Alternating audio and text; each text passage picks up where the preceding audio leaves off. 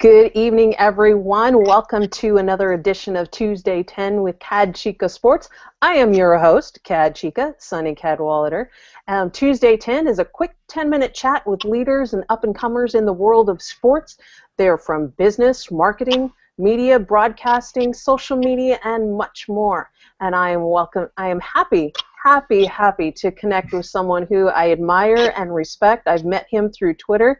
Please welcome in my guest, Tom Buchheim. Hey, everybody. Thank you. I know. I had to bring in the sound effects today. Well, Tom, I gave you a nice introduction. I was teasing Tom a little bit in the green room, saying that I might give him a little bit of a hard time, but I went nice on you this time. I was prepared for either one. Very good. Why don't you tell everyone a little bit about yourself? Give a little bit of background. Sure. Well, as we were talking before we went on air, I started in broadcast television in a newsroom setting, and really wanted to take the roots and move them into a communications and public relations role. And about 10 years ago, came to American Family Insurance and started in communications. And then about 5 years ago, we started a social media team there, and I was one of the founding members of that, and have been with American Family's social media team for about 5 years. I've been leading their content strategy, and also being the community manager for their Facebook and Twitter pages, also for their blog, and I also I counsel our CEO Jack Salzwedel on best practices for social media. So he has a blog and is active on Twitter as well. And Tom and I connected, like I said, through Twitter, but I think it's our passion and our love for the intersection of sports and social media that has really drawn us together to this point, to this show tonight. But I was thinking about this show last night, and I started thinking, oh man, that's right. Tom is a Steelers fan. I am a Raiders fan. We shouldn't even be getting along, should we? Oh, no. I don't go anywhere without my terrible towel. No, that is so not cool. I was in a private hangout last week with a New England Patriots fan, and it's like tuck rule 1 week, immaculate reception this week. What do the football gods have against me? Well, you and I were also connected with Q1 Productions for the Digital Sports Fan Engagement Conference in Dallas, Texas last week. I wasn't able to attend, but you were. And as a media partner, when you were broached about being a part of it, what drew you to the conference and attending the conference? Yeah, absolutely. I'll step back just real quick, too, because I guess I didn't touch on my interest in this curious intersection of sports and social media, and that really started about 3 years ago when I decided, insurance is great and all, but I needed an outlet to be a writer, and that's really one of my passions is to write. So, and social media was also a passion at the time. So I thought, well, this is not really a space that's being covered extensively by too many people. This was 3 years ago. We didn't even have a hashtag at the time. That came shortly after, and then. So I started a blog, and one thing led to another. I started connecting with people in the industry, and they were interested in what I was writing about, and I was interested in what they were doing, and so we had this kind of connection. And so I've made those linkages through Twitter and through what I've done on the blog over the years, and I have hopefully come up with somewhat of a reputation. I don't blog often as I'd like to, obviously. I think you probably know what that's like, but that's kind of what happened with Q1 Productions. They approached me late last year, and wondered if I wanted to be a media partner for this event, which to me was really the first event of its kind for sports and social media, and also digital marketing on the side as well. So I was obviously very interested in doing this. I wasn't sure what they were looking for, but obviously we worked out those details, and it involved really covering what was going to happen at the conference, and then during the conference, what people talked about and what the main topics of the different speakers were. So it was really a nice step up for me as far as what I've been doing with the blog, and it's really kind of lit a fire under me in the last few months to do more writing and pay more attention to what's happening in the space. Definitely. Were there there were so many great speakers there. Is there one or maybe two that you just went wow with some of the information that they were sharing, or certain highlights or certain tidbits of information that you are still resonating with you now? Absolutely. Yeah, the Seahawks social media gentleman was there and shared a lot about what they've been doing over the past few months. Obviously, they've had a big light shined on them with the Seahawks winning the Super Bowl. Yeah, But don't remind me. Don't yeah, remind sure. me. Yeah, I'm sure you live it every day. But 12th man.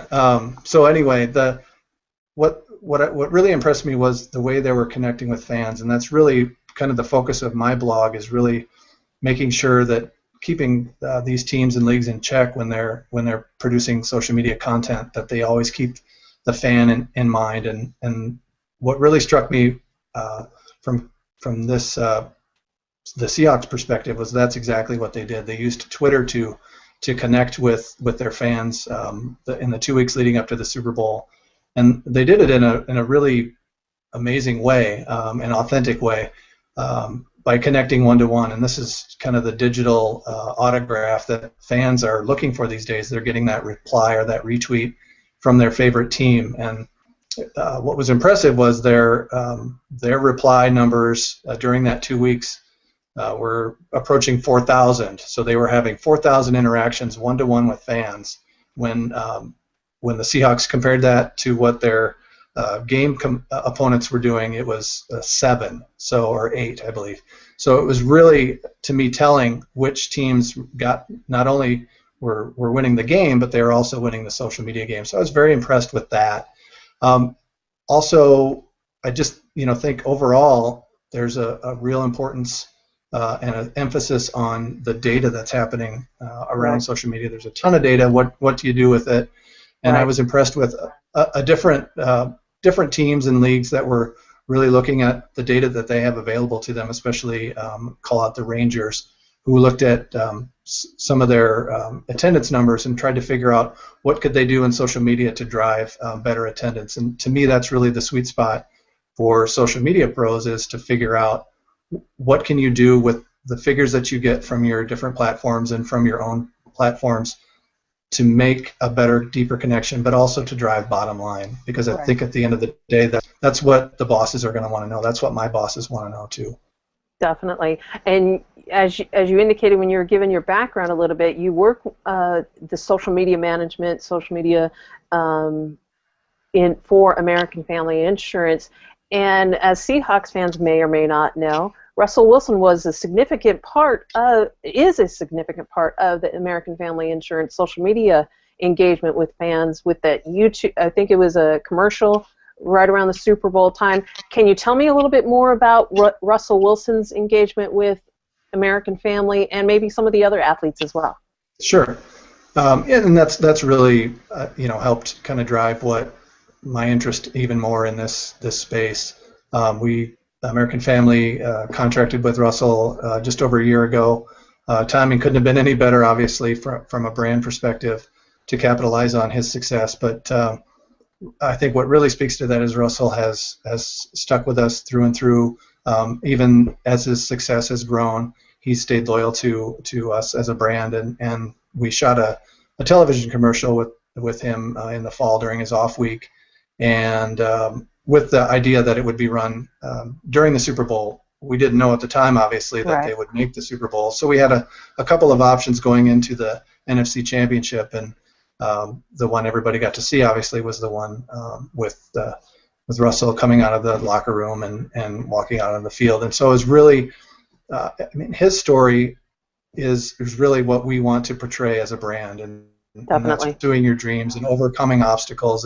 And really, he's the underdog, and American Family Insurance has always believed in supporting the underdog with what they do in insurance. So it's really helped kind of bridge that gap for people, and we got tremendous reaction from the television commercial. Obviously, it was something that people resonated with because he was the only active player featured during a Super Bowl commercial. So that was big for us. But we also did a ton of stuff with social media. We had a lot of different things that fans could unlock throughout the the run up to the game. And so it was just really a neat thing for me to be able to be a part of, knowing that in the back of my mind, this is really my passion, in addition to being, my day-to-day job.